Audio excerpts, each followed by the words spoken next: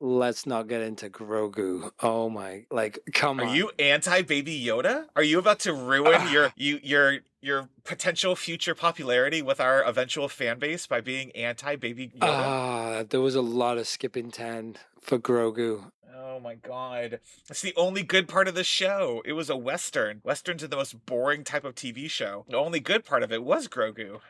No.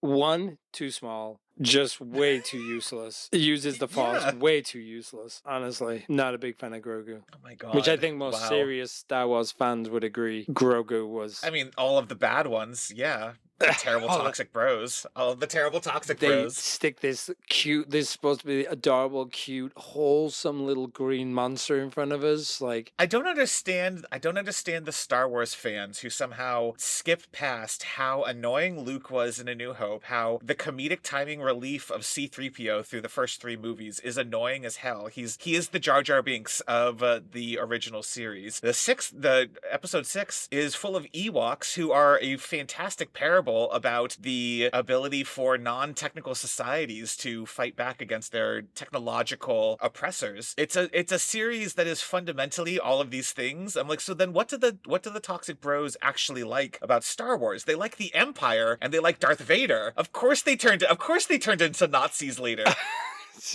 I feel really bad right now because all of my Empire stuff is right here, including my Darth Vader helmet. Does that mean I'm a toxic bro? Yes.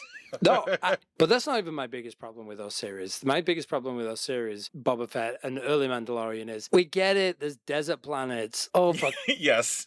like, please. Please find somewhere else. If we never go back to Tatooine, I will be so Oh my happy. God, exactly. Like, Yeah. Coruscant was amazing. It's a planet covered in a city with amazing dark corners and the ability to go into Blade Runner esque darkness and film noir. And I gotta see another Western. Andor and the movie with what's his name in Rogue Rogue One. One. They started to go to a place where it was good. It's like finally they get into some more darker stuff where you're like, I can finally believe that these guys were committing genocide and now I want to hate them. There's so many Empire bros because Star Wars has done a really poor job of convincing you the Empire committed genocide versus Was it the part where they murdered Leia's entire planet in the first movie? Not genocide yeah. enough? It also is because they were kids' movies, so they weren't ever gonna be that dark. Like, Empire is technically dark, but not that dark. It's not. But I will say this, like, there's a difference between watching someone get decapitated in Star Wars than there is in other movies, right? Decapitation's never been more acceptable than it is in Star Wars. There's a lot of heads rolling in Star Wars. It's because the lightsaber cauterizes it, so you never get the, Yeah. like, Mortal Kombat style explosion of blood. Yeah, I've always been fascinated by the Star Wars is not gory enough. I'm like, Count Dooku's head gets chopped off, right? Like, Yeah, Boba Fett's dad's head gets chopped off. There's a lot of heads coming out of arms and stuff like that, but you're right. Cauterization effect?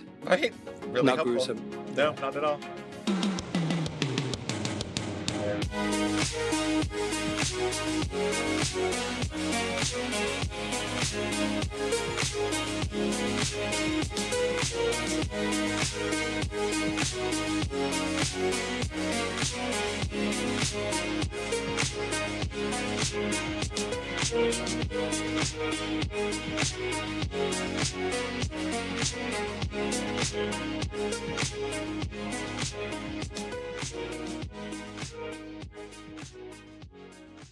Welcome to Acceptance Criteria, where we talk about the good, the bad, and the ugly of how software gets made and how we can all do a better job together. My name is Kevin Thomas Euland, and Greener is currently taking a vape, so he won't be able to hit his line in time. My name is Kevin Thomas Euland, and across the chat from me is Andrew Greener. Say hi, Andrew. Hi, Andrew. We're also here to get deeper on the human elements. I could go on for an eternity about people and how they think about the process of building complex systems. And I can't think of two better people to do that than Kevin and I. Which is why we really need to get some third chairs on this show. If you have a topic you'd like to come chat with us about, drop us a note and we can have you on a future episode. And a friendly reminder that we're always interested in hearing questions directly from you, our listeners, for our segment User Stories. If you've got a scenario you'd like help with, whether it's working with an engineering or product team member, trying to figure out how to solve an agile process problem, or you just can't understand why your favorite app updated everything and it's now terrible, we're here to talk it through with you. You can send those questions to acceptancepod@gmail.com or submit them on the Discord in the User Stories channel, and we might be able to help on a future episode. And we're happy to keep it anonymous so no one can trace it back to you if you end up talking to a coworker or something. On this week's show, we'll talk about something called the normalization of deviance, which led to things like the Challenger disaster, and that you've probably encountered in your own life on a much smaller scale. Yeah, hopefully on a Much smaller scale. Right. Yeah. Yeah, it doesn't get much bigger than the Challenger disaster. Until they repeated it again with the Columbia disaster. I know, that's always fascinated me. Right? It is, and they spent so much money and time, and they were the darlings. They came out of that situation as, this is what you do when you have a disaster. You go through this process, and you change, and you hear the feedback from the experts who tell you, like, this was your problem, and you admit those mistakes, and then just unfortunate that, I guess it's also, everybody does it, it's just much more visible for them, right? Yeah, but before we get to all of that, let's take a short break, and we'll be right back.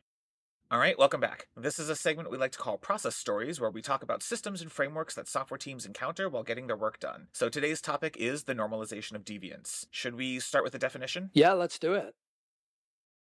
Oh, am I leading this episode? You wrote me notes so I could be the one to talk? I'm happy to do it. It was a fairly deliberate pause right there, just to see how you'd handle it. Okay, so what is it? So I'm gonna borrow terms from others because they put it so succinctly. But normalization of deviance is a term coined by the sociologist Diane Vaughan, a very brilliant woman in my opinion, and somebody who I have briefly corresponded with about future work. And it describes a process where deviance from a proper behavioral rules becomes culturally normalized. And it's probably a topic I've been looking at for maybe 10, 15 years now. And I'm fascinated because I'm quickly beginning to realize it is at the very core of why I believe humans suck and are doomed.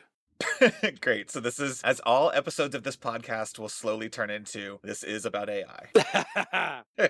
Yeah, I can't wait to get to that, actually. Maybe we should start there. Maybe we should Tarantino this and just start there.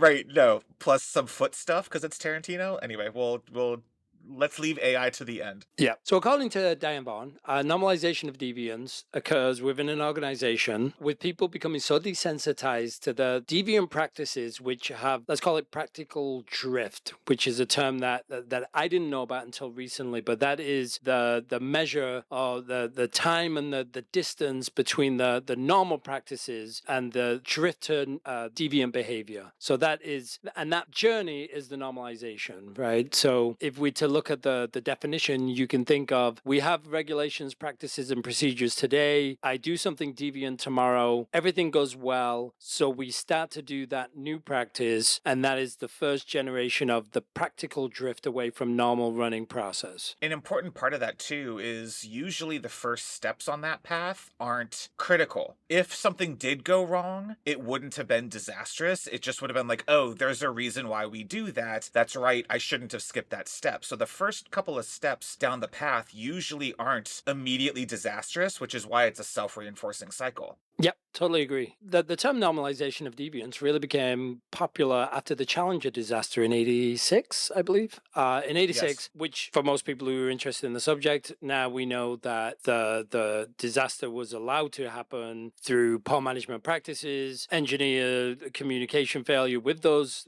senior leaders within NASA. And then I guess a common theme that we'll see throughout most of this conversation is that a rush to release, right? The slowdown of progress not being permitted. So NASA, having the very strict schedules, upper management ignored the recommendations from the senior engineers, and the rest is history. We know that the Challenger exploded, killing everybody on board, and then obviously, I don't know exactly how many years later, the process repeats itself with the Columbia. 17? 86 to 2003? Was it 17? Was it 2003 Columbia? I believe so. Yeah, an interesting definition. And as I say, it's really at the core of a lot of my pessimism, I guess, about where we're heading. But also there's some optimism that comes from that, which is maybe we need to start viewing the whole process, procedures, regulations differently. I think if you look at society as a whole, we sort of have laws in place because we are deviant, right? And so there's a lot of suggestion, is deviant behavior our normal standard practice, and fitting into procedures and process really have to be governed by accountability and punishment and So it's interesting. I'm starting to see it reshaping my mind a little bit differently, and I'm starting to think of it more as a solution based. Whereas before I was just sort of doom and gloom, like we'll never be any better. So here's some of the factors that can lead to normalization of deviance. Rules and regulations are considered to be inefficient, too strict, can slow down the progress. Knowledge is imperfect and uneven across the workforce. New technologies and work responsibilities disrupt practices. And then the really interesting one, and something we'll get into this evening because we've covered it in previous episodes, but there's the whistleblowers, right? They are a minority still. Most workers are afraid to call these things out. So yeah, workers are afraid to speak up and go against the grain. Well, and I think that is because saying that rules are considered inefficient or strict to block progress. Define progress. Why is progress? What is progress? In the case of the Challenger explosion, what on earth was so important that was more important than the safety and the solid operation of something?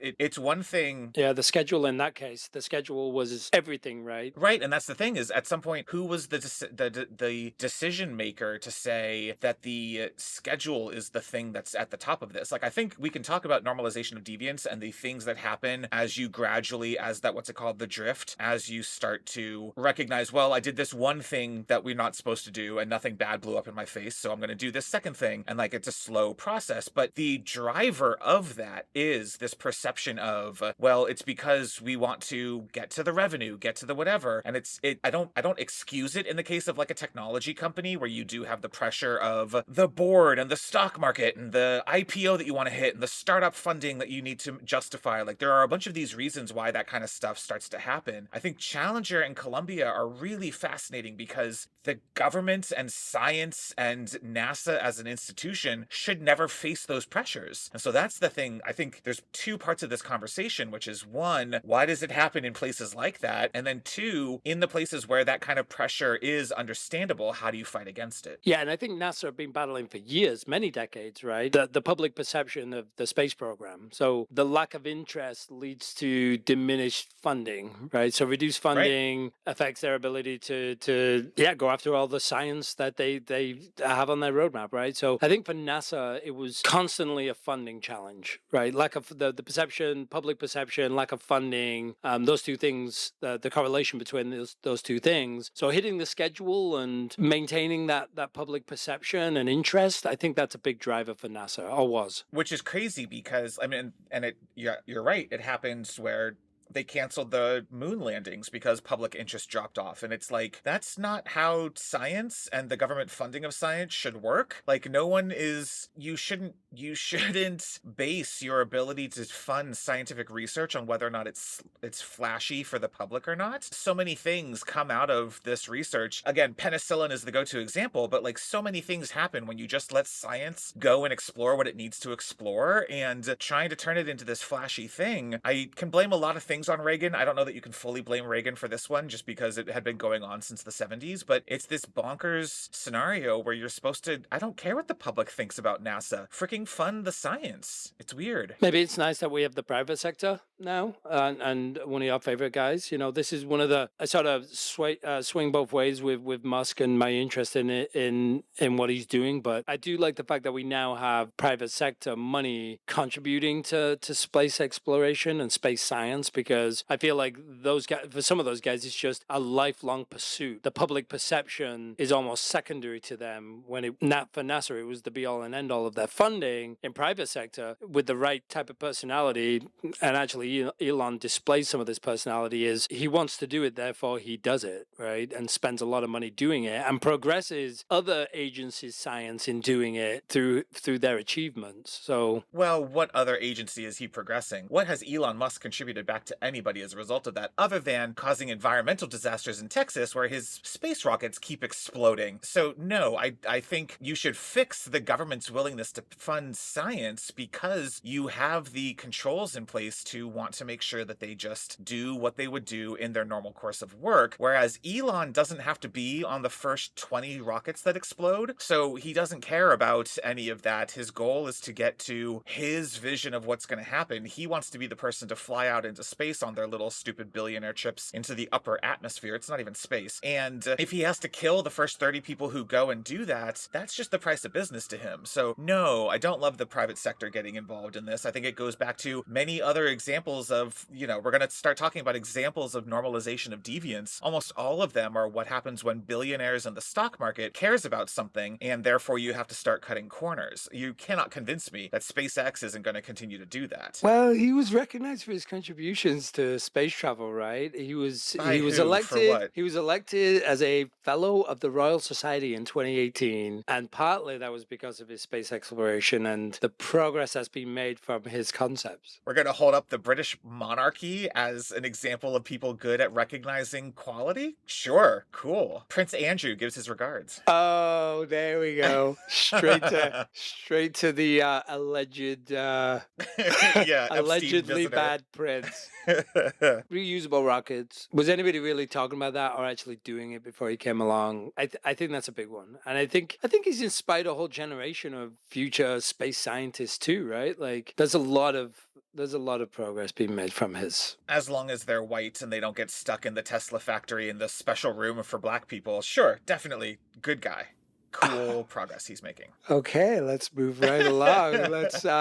Okay, so let's get into some of the examples in technology, and this is a big one. I mean, this is where we've encountered it personally, right? Yeah, I think the most common deviation is the idea that the salesperson just says, well, in order to close this deal, what if we just do this one slight little thing, and you build the feature just for that one client? You go and just do it. Oh, just this once. We just got to we want to make our number for Q4, so we got to go and do this thing. And all of a sudden, 2 years later, your product is no longer a product. It is a series of client capabilities that don't work with one another and don't help you sell to the broader market. So I think that is exactly what happens in sales-driven technology companies, and it is a thing that very rarely starts super negative. I've been in startups where we spent the first 2 years doing exactly what we needed to corner the market and be the leaders in a concept. And then now that we were there, now that we needed to make revenue, now that we needed to do a bunch of other stuff, slowly it starts to try to chip away. And it is a thing that you have to constantly battle against in the product engineering and sales space. Yeah, I love that you brought that example up first too, because I've actually, and I love the institutional failure when it comes to normalization of deviance, where it's right there in front of everybody.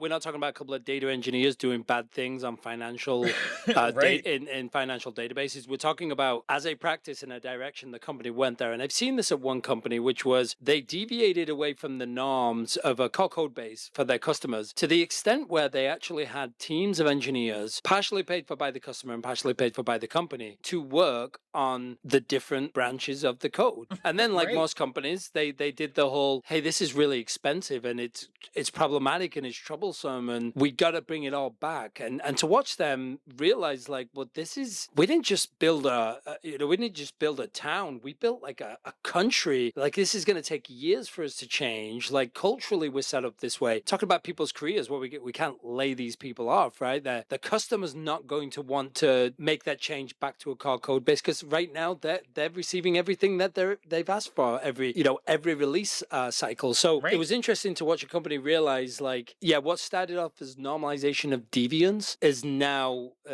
trapped us. Standard operating procedure. Yeah. Well, and I think there's versions of this, right? There's these startups. So you and I have been in the situation where the CEO was the one making these calls, and it's very difficult to argue around that. But there are cases where it starts even smaller than that. It's just the one salesperson who's the sales rock star, and she always closes everything, and has such an amazing track record, and she's been able to lead through understanding where the market is going and finding the clients who can be great. And then, oh, she does have that one little client that we need to do for the Q2 number, so can't we just say yes? And it's one of those things where it doesn't even need to be from the top. It can happen organically within a fairly good organization and can catch you off guard and come out of nowhere.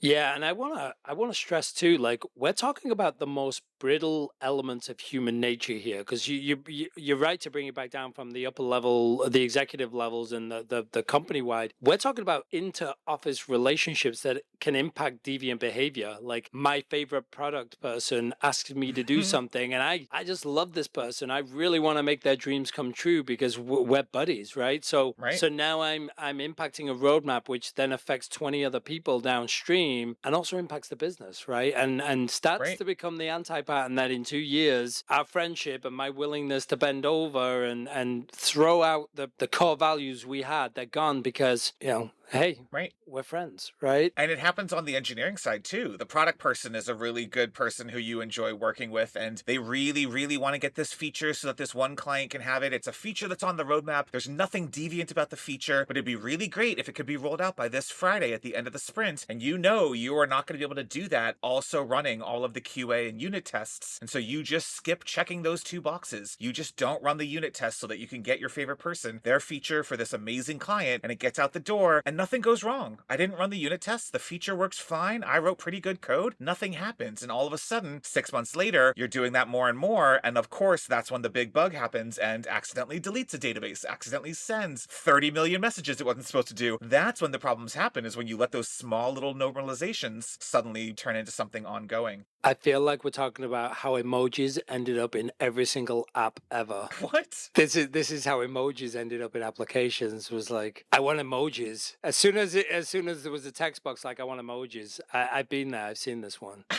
I don't know that I would call that normalization of deviance, probably because I use emojis every waking moment of my life. So yeah. And that's okay. Like deviance, like we agree, it's not always bad. That's how emojis ended up in there, and Unicode. Like, hey, I want to do this symbols, and that's how I felt. I feel like it all started with that. The next one, rogue coworkers allowed to go outside the acceptable levels of behavior. This one's super broad and super long. I don't want to spend too long on it, but we've all, anybody who's on LinkedIn, and maybe they don't see as many as I do, but the bullying culture, people who are deemed business critical. There are bullies on LinkedIn? No, you see a lot of posts about how bullying affects employees and the culture and how to deal with it. Okay. And how. And yeah, it's usually because it's somebody who has been here for 10 years, and if we lost them, they are the one thing. It's like that XKCD cartoon where the entire stack is hinged on a tiny little piece of domino down in the bottom right corner, and if you pull that one domino out, the entire stack falls apart. There are those people who are that one little hinge, and the company is never invested in surrounding them and being able to replace them. And so yeah, they get to run the place. And I guess it must be fairly prevalent. I've certainly experienced it over the years. It's prevalent based on what I see on LinkedIn, because it's getting talked about more and more over the last. I've noticed an uptick more recently where I think there's people just asking for basic human decency, right, and more accountability, Right. and for companies to actually adhere to the rules and regulations that they communicated when people joined that company. And quite often that's not the case because of the factors that you described. They're just deemed too business critical to actually ruffle feathers. Where it gets interested is when companies then put those people in increased positions of power and authority. Then I'm often intrigued by that, because it's like, well, not only are you not dealing with the problem, you're actually rewarding it. You're rewarding that and giving that person more opportunity to misbehave. So unforgivable for me, like one of the big ones. And well, and I wonder if the increased volume of people talking about that is a side effect of, in the pandemic, moving to remote work. Now, how much more flexibility and freedom would you have to be able to say, either you all improve the culture here and deal with this stuff, or I'm going to go work for the company in Chicago, even though I live in Austin, Texas, right? Like with remote work, you have a little bit more flexibility to say, I'm not stuck with, one of the 17 tech companies in my area that's within a commute range that I could get to. You now have some more flexibility, and therefore you have the opportunity to say, I could go somewhere else. Either you're going to make this better or I'm out of here. And I do wonder that some of the layoffs we've seen in 2023 and 2024 is business and capital trying to fight back against that flexibility and say, you're dependent on us. We're going to fire you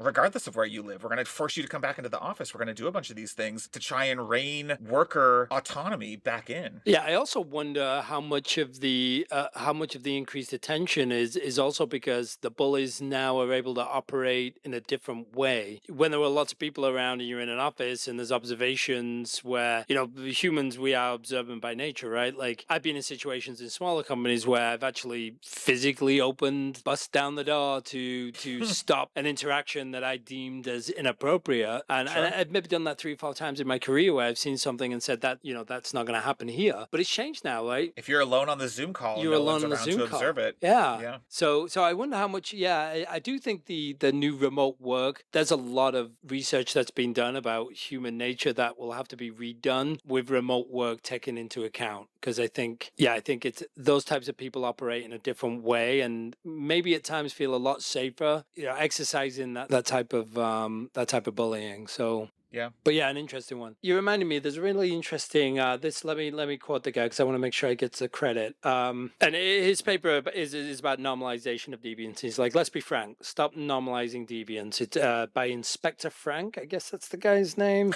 Oh my gosh, what a cartoon villain name. Yeah, and actually his quote is by one of his leaders, and I love it. I want to make sure I get it correct. It's actually by one of his professors. And when he was in business school, he says, and the quote is, if you have set up a business financial system that allows people to steal from you or think they can steal from you and get away with it, then you are the one who is in the wrong. And he went on to elaborate that if the safeguards are ineffective and cannot stop that from occurring, then you, as the business owner, are the one who has messed up. So it's interesting because it leads me to think deviance does appear to be like our normal, natural, we gravitate towards it, right? So insider trading is an interesting one for me because it's, if I asked 100 people, hey, if I gave you this information and you could get away with it, it's just information, it's a conversation, and you were to buy some securities based on that information, but there was no way you could get caught. Sure. I wonder how many people would feel comfortable doing that, breaking the law, because it's a verbal exchange, so it doesn't feel wrong. I have information that others don't have. Yeah, it's also one of those ones where the person getting harmed probably matters, right? Yeah. And so who's the harm in me doing insider trading? It is the entire society is harmed when I do that, but I'm not too worried that a billionaire got 2% less because a couple of us did insider trading, right? So like the incentives to some of these things, the reason for the law is good, but the individual incentives for it probably don't always line up. And that is the human, and I will say deviance to me is one of those words that has a negative connotation, but it is the amazing creativity and uniqueness of every human mind and our ability to go and say, well, I'm going to solve this problem this way, and you would never have thought to solve it that way. But there's a reason we don't let people solve it that way because we found out that it's bad. Yeah, I want to come back to that because that's really interesting you said that. And I'll bring it back to a sporting story in a second. But it's also interesting when you think about the insider trading, asking that 100 people who have spent during their lifetime have seen a whole financial sector do some deviant things and get away with it and say, well, actually, what I'm about to do. What's good for the goose is good for the gander. Yeah, well, what I'm about to do is much less deviant than what they did, and there was no punishment for them. So even though I know it's wrong, I should do it anyway because that's the only way to get ahead, right? Like if the system is deviant by nature and that's how they're maintaining and staying ahead, then I have to be deviant to compete with them, right? Yep. But I love what you just said about that. Like deviance should not be viewed as negative. And this is from coaching soccer for many years now. When I had the opportunity to work with some of the coaches at Barcelona, and one of the coaches was talking to the kids and he was explaining like the British game and the American game are similar in that we're fairly honest. We're very physical, but we're very honest. So when we hit you hard in the tackle, we know it was hard, and then it's up to the referee to decide, did I go above and beyond the rules of the game and commit a foul? And he was explaining the Latin game, and he said, we don't play like that. He said, the whole foundation to our game is deviance. It's lying, it's manipulative. It's one, I want to convince the referee that you fouled me, which hence a lot of complaints with the game is I'm rolling around the floor, trying to settle a bad foul, like, get in the area, dive, get my penalty kick. But he's also argued that, but it's not all negative. Like a lot of the game is, the deviant part of the game is to lure the other team into a false sense of security. We hypnotize them with our passing and we pull them out and find open spaces and then we exploit those spaces. So deviance is an interesting word that can't always be taken as with the negative connotation. Like it definitely plays into business strategy and tactics, right? Like in the same way it does in sport. So it's an interesting one. Yeah. Well, and I think the reason I brought it up is because I am not doom and gloom when you say our default state is deviance and therefore therefore this is right, like a thing we have to overcome. That's not wrong, but I don't see that as like a human failing. I think there are people who take advantage of that, and there are reasons why we should have rules and regulations that block from that. But I do think that there is something good about the people who have like our capacity to find the different ways of doing things. It's just there are times when we know you don't go and eat the juniper berry because it's bad for you, and it's deviant that you thought, oh hey, we're kind of hungry right now. What if I go and pull these berries? And someone else knows already, no, that's a thing we found out. Gary died because he did that, so we don't eat those anymore. There are good and bad sides to it. Everything is it's this, I don't know if it's quite the same, two different sides of the same coin, but it is, there are good things about humans that the deviance is a part of. It's the bad actors who don't let us. We put these frameworks in place for the benefit of everyone, and it's the bad actors who go and say, yeah, but I can go and I can nudge it here, I can nudge it there, and all of a sudden 5 years later we're causing a massive global financial catastrophe. And that's a really interesting point too. And again, probably I'd love to see more literature on this, because I think it's deviant behavior that leads to progress in societies that were breaking from norms that were dated, right? So and we call them mavericks, right? Like often the maverick did some deviant things, like not that people should try this at home, but they tried the drug on themselves first and ignored all regulations and practices within their sector, and all of a sudden they saved hundreds of thousands, millions of people over decades because it was a new drug discovery, right? So mavericks, I would say there's probably plenty of instances where mavericks were deviant and were working against all the regulations and procedures. And deviance, I like that. I like the fact that deviance is often viewed as negative, but sometimes it's worth looking at the framework in which they exist and asking, well, is that person deviant, or are they groundbreaking? Are they a maverick? And I don't mind a maverick when it doesn't harm anyone else. So a medical example is probably not the best example, because very rarely does the maverick stick it in themselves. Most often the maverick goes and secretly gives people no placebo and gives them the right. So the maverick, I don't mind when you're doing it yourself, when you're the person writing new software in your garage on your own, when you're like, as long as there's no external harm that you're willingly causing, there's a reason we have some of these regulations in place. Well, and this is just where you and I differ a little bit, right? Like, because there's a ratio, right? Like if I'm saving, Nope. Nope. I fully disagree with that. Okay, so that's where we differ. That's where we draw the line. We don't see eye to eye on that, do we? We do not, no. Well, the good news is we know that all those people who were promoting bleach to cure COVID, we know that they used it first, right? Right, yeah, absolutely. Trump definitely took the horse tranquilizer himself. Oh, dear. Another one that's close to my heart, security breaches, right? So cybersecurity, it's staggering, right? And I had to look up the latest stats on this, but 2020 report from Stanford and security firm Tessian found that 88% of data breaches are caused by employee mistakes. Sure. Verizon's 23 data breach investigation report also found that 74% of data breaches in the previous year were caused by human error. And what's interesting, it's not necessarily deviance to make a mistake, but I'd argue that most of those people were subject to some corporate policy that required them to have cybersecurity training, which they probably took and passed, and then failed to actually recognize or enforce some of that policy in the moment where they allowed the breach to happen. I mean, I feel like that's a bigger trend in like corporate ass covering of like, well, we made all the employees take the sexual harassment training, so we're covered. Everyone knew this was a bad thing to do. And it's like, sure, that is the first step. The next 7 steps are all of the things you need to put in place to make sure that the people aren't sexually harassing other people. There are HR things. There are the safety of people to feel like they can report stuff. Like cybersecurity is a good example of like, sure, we made you watch the video. Did we actually have that be a thing that needed to be checked during pull requests? Is that a thing that you actually needed to have an automated script running? Did you pay the $100,000 a year to have the vendor tool that could scan your code for known issues? Like, just because you have people say that they're not going to do cybersecurity screw ups, did you actually put all of the other things in place? And I don't think they do. You're potentially arguing that the framework in itself is deviant because it's just there to check a box. It's not there to guarantee adherence and understanding, which is interesting though, because I think, is it the British legal system, the Latin motto is ignorance is no excuse? Yeah, I mean, we say that in the US all the time. Just because you didn't know that insider trading was illegal doesn't mean we can't prosecute you for insider trading. Yeah.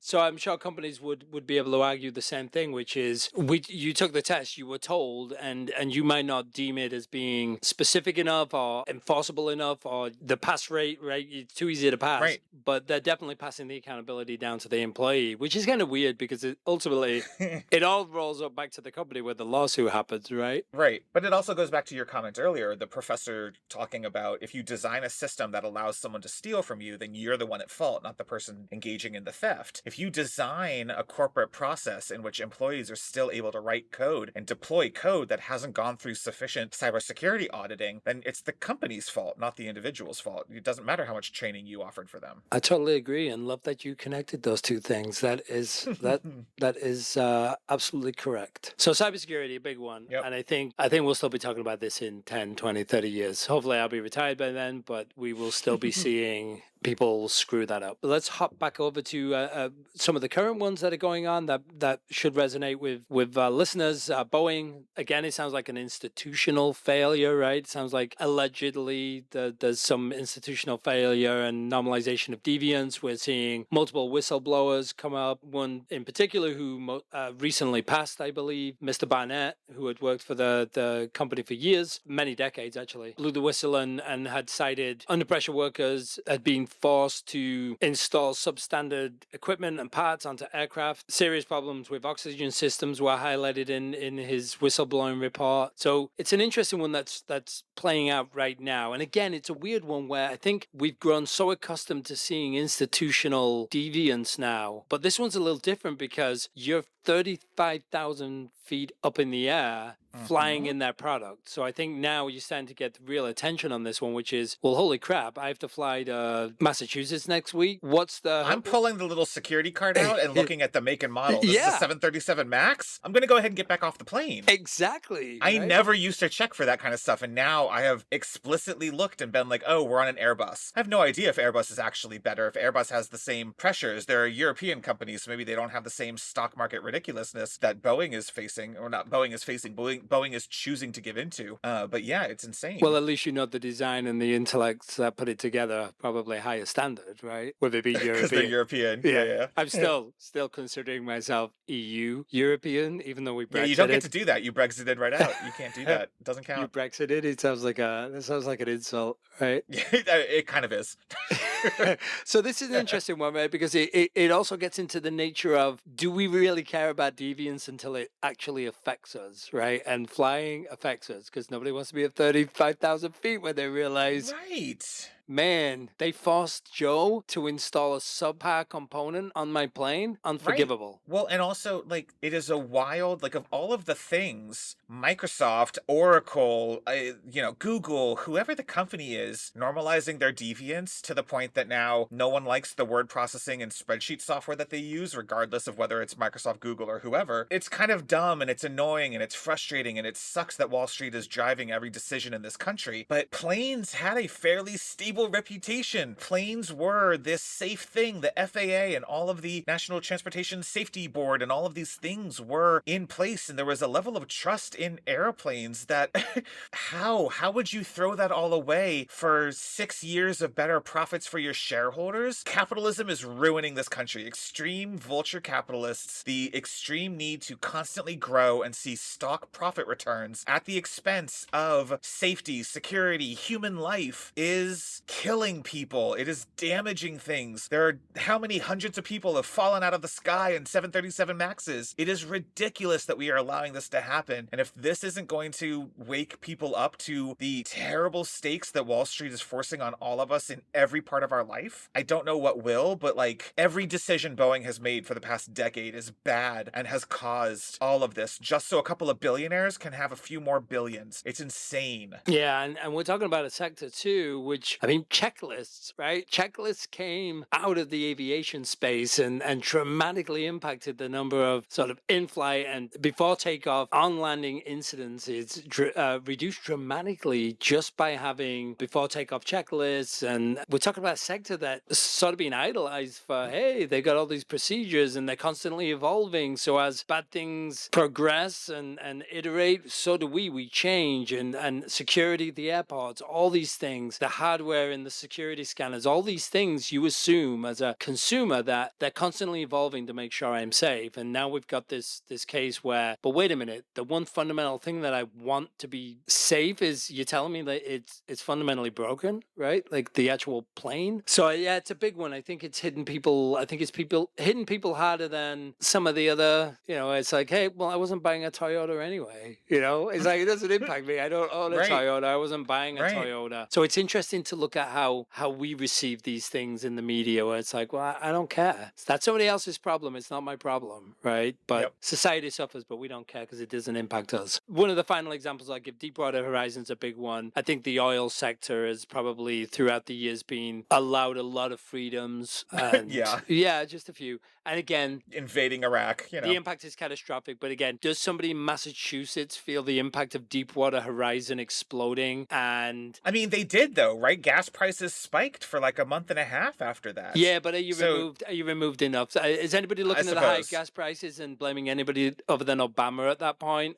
Sure. Right. So that's my challenge. Deepwater Horizon, the oil sector getting away, and again, government inspections, sort of the regulations around inspections and what's expected of these companies to operate in what is a dangerous sector, right? Complete failure. So Deepwater Horizon, another one is Piper Alpha, and these are not trivial incidents. I mean, people died. Piper Alpha, right? There's 167 deaths in Piper Alpha, and that for US listeners, Piper Alpha was a rig that exploded off the coast of Scotland in, I believe it was the 80s.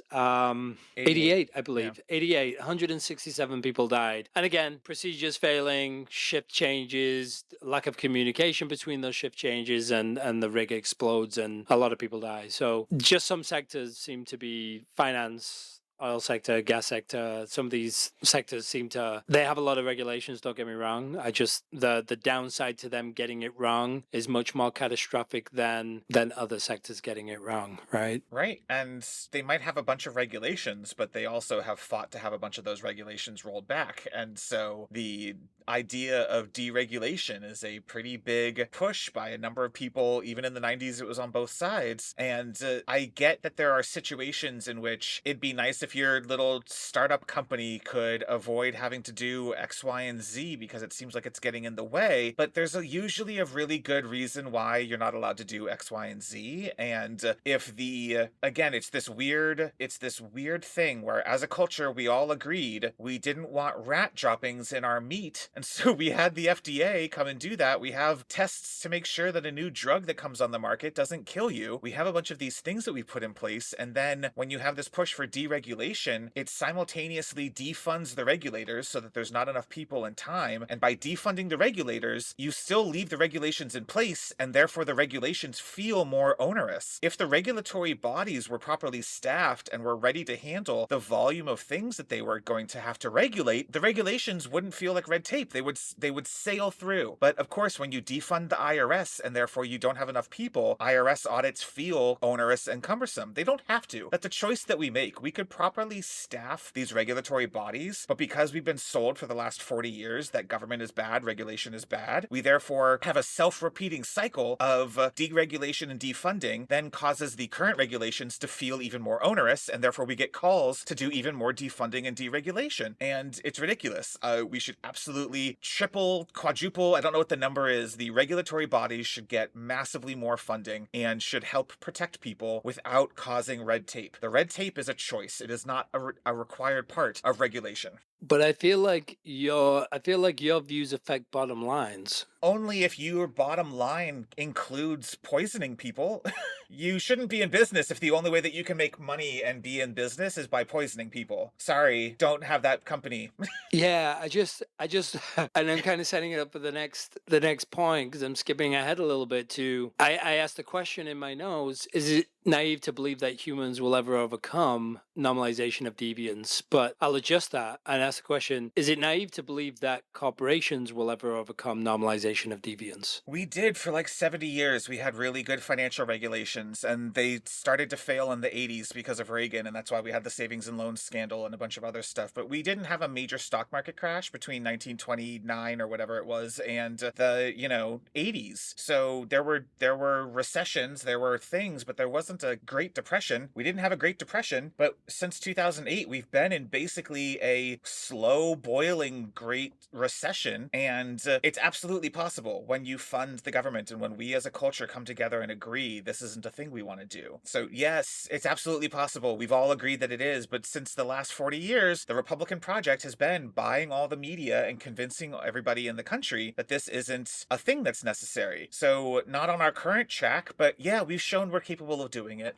We've shown we're capable of doing it historically, but I guess my question is about that. What does the coming together of society looks like to combat the lack of regulation? Because again, if you look at the financial collapse, the housing market collapse, right? Let's Yeah. differentiate between the different financial collapses we've all been part of. If that wasn't enough to rock us into action, what is? Like, there's been a lot of really bad things happen to us collectively. What's the Sure. final straw where that coming together actually happens? And that's where you and I might break on, I don't believe it's ever going to happen.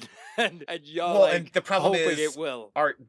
because the last 40 years have been a project designed to block any progress and action. So Dodd-Frank was a piecemeal, barely a band-aid of a solution because the Senate is bought and paid for. Both parties are bought and paid for by interests who are too rich and able to fund challengers during the primary. Like, our political system is fundamentally broken. So I'm not disagreeing that it's a hard hurdle to overcome, but yeah, it's because the politics are broken. It's because we've fractured. We don't have the monoculture anymore. We have more than the three news channels. The three news channels weren't entirely driven off of just making money. They had a reason for doing the news. Part of that was government regulation, by the way. There was a government regulation that said, we're giving you the airways for free, but we expect you to provide a public service in the nightly news. The nightly news was a government requirement that you had to do. So there's a bunch of things that have changed since we were able to do this, and the culture is fragmented, the media landscape is fragmented, but all of those are a result of business and capitalism finally realizing the solution is just to buy the government for yourself and get those pesky regulations out of the way. So the answer is, I need to go convince Buffett to give me a couple $1 billion so I can go buy my own senator and start to undo all of this. Interesting.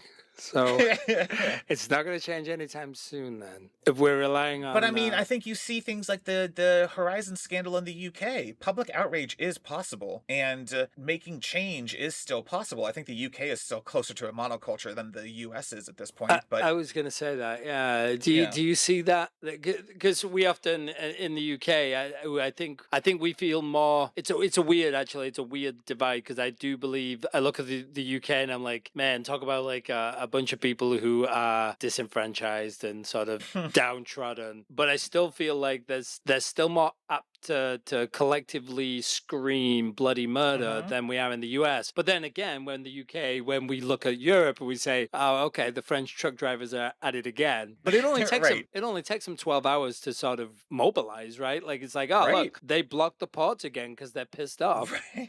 And we've always sort of looked at them with admiration of like, they really know how to throw a party on the continent, right? Like, The when they want, French really are the ideal example. yeah, they get change done. Yeah. I just wonder if it's like the political divide is almost, it's really hobbled us from even being able to collectively, like a lot of the extremes don't even want to be, they won't even stand next to somebody from the other side of the aisle right now, right? So as a people, could we ever collectively... It is the margins that are the only place that you can do that, and that's where I wish Democrats were as good as Republicans are of manipulating the media. So every once in a while, the Democrats realize we can hold public House hearings on the January 6th insurrection, and the media will lap it up. The media are stupid little puppies who will drink up anything that's spilled on the floor for them. So if the Democrats could realize that you can, and you saw an improvement in the margins, the reaction to that thing, the public opinion polls on Trump drastically changed during the January 6th House hearings. They reverted back because Democrats suck at maintaining that, and it's hard in the current media ecosystem to do that. But it would be nice if they could recognize the media responds to spectacle. So hold a spectacle. I do feel compelled to thank you for the first compliment you've paid me as a Republican there. You don't want that compliment. Oh, we're good at manipulating the shit eaters. We're such good shit eater managers. So good. It might be the only one I ever get, so I'm going to take it. Thank you. Our ability to manipulate the media, and trust me, I Yeah. spend a lot of time as a moderate highlighting to my fellow party members, like, why are you focusing on that? That's not that's nothing to do with our policies. Like, Right. let's bring it back to what's important. But yeah, we do have a good grasp of manipulating media. All right. So do we have any conclusions for people? How do they make sure that they avoid the normalization of deviance in their roles? It's a good question because I think there's definitely things you can do, right? But it's also I'm reluctant to actually point out the most obvious one, but because one at times is being the whistleblower, right? Hopefully you work Yeah. in a place where me giving you advice, which is, hey, talk to somebody internally, right? Follow the reporting chain, like report deviant behavior if you see it, say something. Yep. But that's almost I almost I'm reluctant to give that advice because I'm like, It's easier said than done. Absolutely. it absolutely is, and also like if you're in a place where it's institutional, then yeah, we've seen that in the news, right? Where what happens to a lot of those people. So Boeing will kill you. Yeah. yeah, exactly. So I do think though that if you're working in a sector where you believe you're in a good climate, you're in a good culture, you're in a company, and you're seeing something that isn't institutional, then yeah, you got to treat it like anything else. You see something that's against policy, then you're going to report it. You can have a conversation with somebody within your reporting chain. I think questioning yourself too, right? Like it's because again, deviance it doesn't always start off as manipulative or malicious, right? So With ill intent. yeah, Right. there's not always ill intent. So if you're doing something and the person who's training you to do something deviant might just be following the deviant training that they were previously given. So if you're coming in, and again, if you're an expert who has cause to believe like, hey, this is deviant, actually it's opportunity, right? There's opportunity to go back and work and say, hey guys, we're not going to do this anymore, right? Like there's a better way to do this. It's within the regulations. It doesn't expose us as a business. So there's opportunity in deviance as well. So especially when you're getting it from something that's just been passed down through generation. Sure. I will say on the product side, I feel like your job already is exerting influence when you don't have authority. And so I think there are situations where even if it does feel institutional, you can still log the fact that you didn't do a thing, keep track of the metrics about why when we do the bad thing, it goes badly, even if it's only a 2% shift down. Like there are things that you already have to be good at as a product person to try and influence in both directions, both to engineering and to your stakeholders. And so if you do notice the engineering person who's like, oh, we can just skip this QA step because we want to hit the Friday date, you can say, I'm not the one asking you for the Friday date. I'm happy. Like you can be the person who is not necessarily rocking the institutional boat in a way that jeopardizes your job, but you can be the person who supports the reason not to do it that way. Yeah, I think that's a good point for anybody in a position of leadership or influence, right? Is don't be, and it could be as simple as communication, but don't be the reason that deviant behavior happens beneath you as well, or to the side of you. Yep. And that's exactly what you're saying. And not that I'm an angel. I've probably done things in my career where I was like, we shouldn't be doing this in a database at this time of night. But I'm also the person who has often said, we're not doing this late on a Friday night. Right. This can wait till Monday or Tuesday. Let's get all the information. Let's get the checklist together before we do this. So people in positions of leadership, don't be the reason that others feel compelled to do deviant things. Yep. That's a good start, I think. And then for everybody else, you're doomed. Everybody else, you're doomed because Yep, absolutely. absolutely. In this current job market, do not rock the boat. Keep your job. Yes, keep your job. Yeah. Well, that's going to do it for us on this episode of Acceptance Criteria. If you liked what you heard, maybe go and drop 5 stars on Apple Podcasts and leave us a nice review. And if you didn't like what you heard, remember the name of the podcast is Triple Click. Also, tell your friends if you like the show and that they should check it out. Some of the best podcasts out there grow by word of mouth, and we'd much appreciate it. To read articles that we've written on similar topics to the ones we talk about here, head over to the blog at acceptancepod.com. You can also follow us on most apps. We're at AcceptancePod. We'll post links to show notes and any articles from the blog over there. We're also building a community on Reddit at r/acceptancecriteria and on Discord. You can find links to both in the show notes and on the blog. And I promise we'll be moderating the crap out of them to keep it a nice little slice of the internet. For now, I'm Kevin Thomas Euland, and you can find me on most apps at KThomasEuland. That's ULLAND. And I'm Andrew Greener, and you can find me on most apps at Criteria Greener. That's GREINER. And this has been Acceptance Criteria. Thank you for listening, and we look forward to hearing from you.